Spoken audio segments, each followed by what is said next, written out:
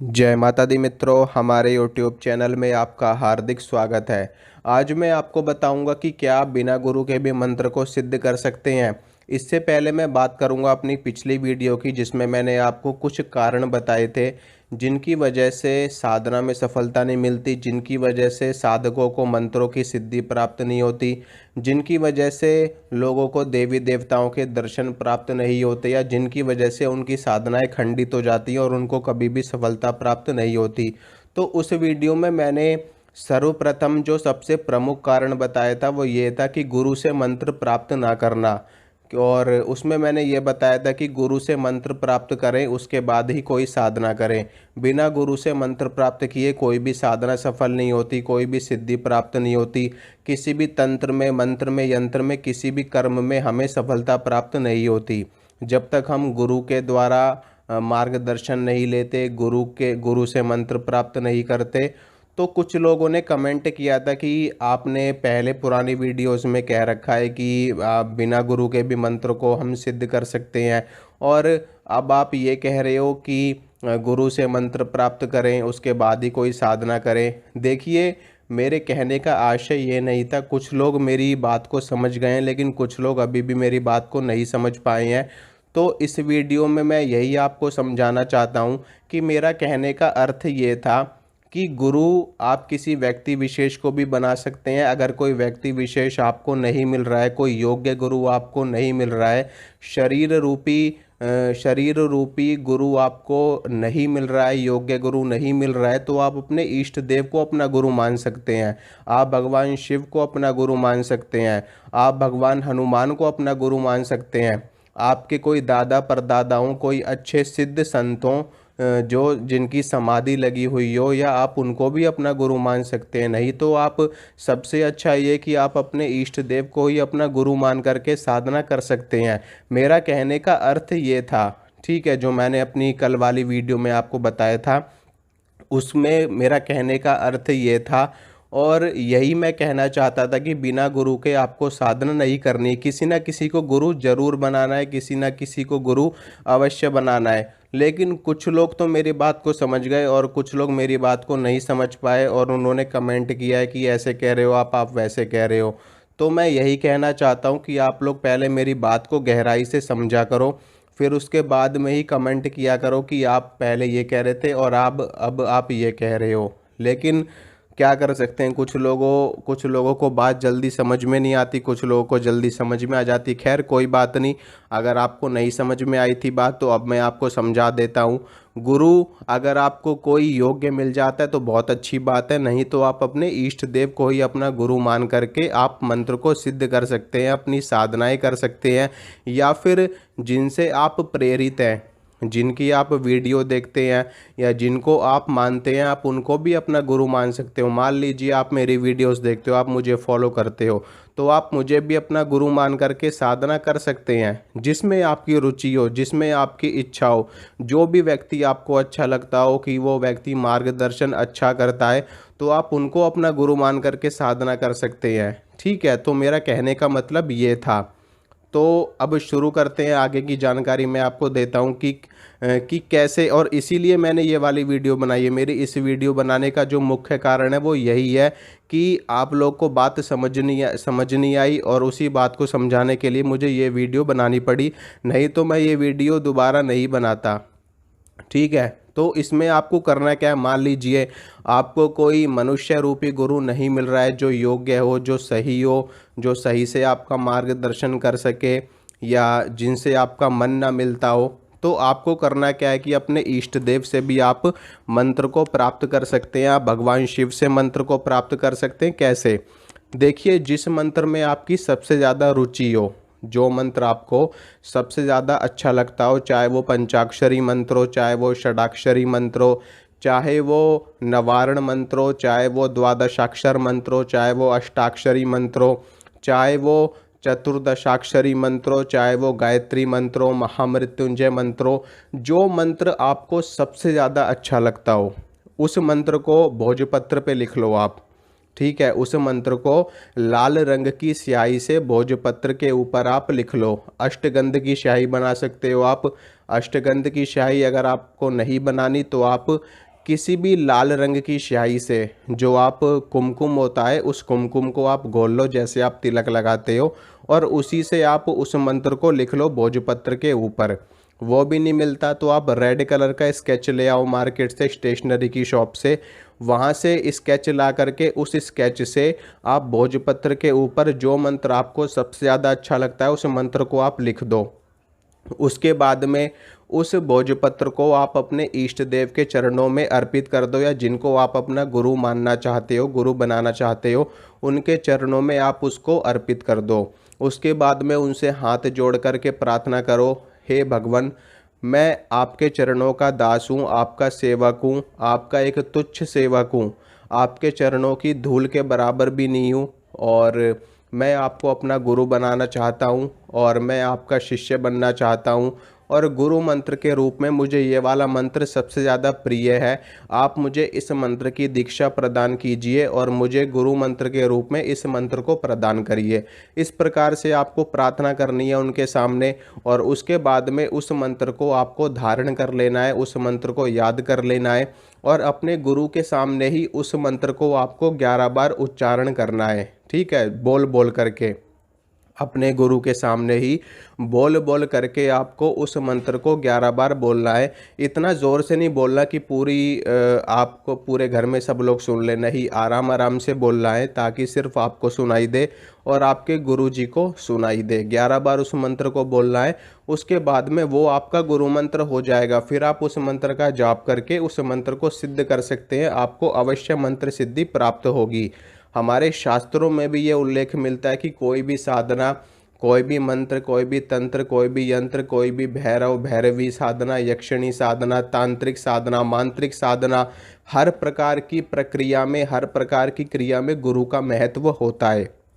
ठीक है, लेकिन गुरु का महत्व होता है तो आप किसी को भी अपना गुरु मान करके साधना कर सकते हैं।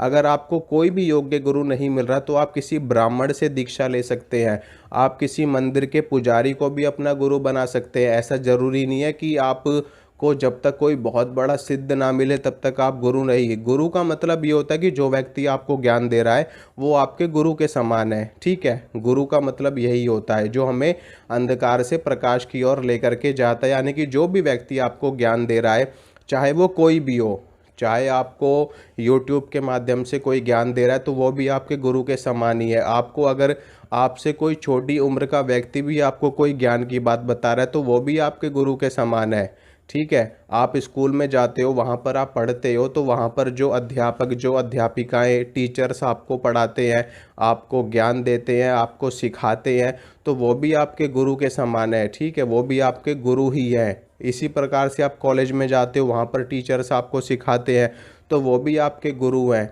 इसी प्रकार से आपके माता पिता भी आपको जीवन जीने का तरीका सिखाते हैं, जीवन जीने की तरीका बताते हैं कि इस तरीके से जीवन जिया जाता है, यहाँ पे खतरा है, यहाँ पे हमें फ़ायदा है, यहाँ पे लाभ है, यहाँ पे हानि है।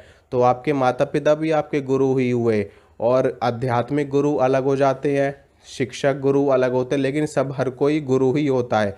तो आप किसी ब्राह्मण को, किसी पंडित को भी अपना गुरु बना सकते हो और आप अपनी साधना कर सकते हो। आपको अवश्य मंत्र सिद्धि प्राप्त होगी, लेकिन मंत्र आपको प्राप्त करना है उनसे। अगर वो भी नहीं मिलते तो अपने इष्ट देव से लीजिए, अपने भगवान शंकर से लीजिए, हनुमान जी से लीजिए, माता शेरावाली से लीजिए, जिनको भी आप मानना चाहते हैं, आप स्वतंत्र हैं। ठीक है, उसके बाद में आप मंत्र का जप करना शुरू कर दीजिए। उसके बाद नियमित रूप से उस मंत्र की 11 माला 21 माला आपको करते रहना है। अगर आपका वैदिक मंत्र है या तंत्रोक्त मंत्र है, जैसे कि नवारण मंत्र हो गया, ये एक तंत्रोक्त मंत्र है। ठीक है, नवारण मंत्र ओम एम ह्रीम क्लीम चामुंडाय विच्चे, लेकिन छोटा मंत्र है, तो इस मंत्र की आप 11 माला कम से कम प्रतिदिन करिए। 11 माला से अधिक आप कर सकते तो और भी अच्छा है। 11 माला सुबह करिए, 11 माला शाम को करिए। अगर आप नमः शिवाय का जप करना चाहते हैं तो उसकी आप 11 माला सुबह करिए, 11 माला शाम को करिए। तो जो भी मंत्र आपको पसंद है, छोटा मंत्र है तो आप उसकी 11 माला कम से कम प्रतिदिन करिए। अगर कोई बड़ा मंत्र है तो आप उसकी 3 माला या 1 माला प्रतिदिन करिए। जपते जपते आपका मंत्र सिद्ध हो जाएगा। वैसे भी हमारे शास्त्रों में उल्लेख है, जपात सिद्धि जपात सिद्धि जपात सिद्धि न संशयः। यानी कि लगातार मंत्र का जप करते रहने से मंत्र स्वतः ही सिद्ध हो जाते हैं। इस बात में तनिक भी संशय नहीं है। जिस प्रकार से आप ज़मीन में गड्ढा खोदते हो और खोदते रहते हो, एक समय ऐसा आता है कि जब धरती से पानी निकल जाता है। इसी प्रकार से आप स्टडी करते हो, स्टडी करते करते वो चीज़ आपको इतनी ज़्यादा इतने अच्छे तरीके से आ जाती है कि एग्ज़ामिनर आपसे कोई सा भी क्वेश्चन पूछ ले, आप उसका उत्तर फटाक से दे देते हो। ठीक है, तो ये भी एक तरीके की स्टडी है, ये भी एक तरीके की साधना है। लगातार किसी कार्य को करने से उस कार्य में हमें महारत हासिल हो जाती है। आप अगर जिम करते हो, आप बॉडी बिल्डर हो, बॉडी बनाना चाहते हो, तो आप लगातार जब जिम करते रहते हो तो आपकी बॉडी ऑटोमेटिक ही बन जाती है। इसमें अलग से कोई रॉकेट साइंस नहीं है। ठीक है, बस आपको एक सही ट्रेनर की आवश्यकता होती है, सही मार्गदर्शक की आवश्यकता होती है। उसके बाद में आपको बस खाली मेहनत करनी होती है, आपको बस खाली परिश्रम करना होता है। तो इसी प्रकार से मंत्र साधनाएं होती है, इसी प्रकार से तंत्र साधनाएं होती हैं, इसी प्रकार से शाबरी विद्या की साधनाएं होती हैं, इसी प्रकार से भैरवी विद्याएं की साधनाएं होती हैं। तो बहुत सारी चीज़ें होती हैं। हर चीज़ को जब आप लगातार करते रहोगे, इसी प्रकार से ध्यान से लेकर के समाधि की अवस्था तक पहुंचा जाता है। जब आप लगातार कंटिन्यू ध्यान करते रहेंगे तो ध्यान करते करते आपका ध्यान इतना गहरा होता चला जाएगा कि आपकी समाधि लगने लगेगी अपने आप ही। इसमें कोई रॉकेट साइंस नहीं है। ठीक है, बस आपको अभ्यास करना है। अभ्यास करने से ही आपको सिद्धि प्राप्त हो जाएगी, अभ्यास करने से ही आपको मास्टरी हासिल हो जाएगी। जैसा कि मैंने बताया, practice makes a man perfect. ठीक है, अगर आप किसी चीज़ की बार बार प्रैक्टिस करते हैं, किसी चीज़ की बार बार अभ्यास करते हैं, तो वो चीज़ आपको सिद्ध हो जाती है।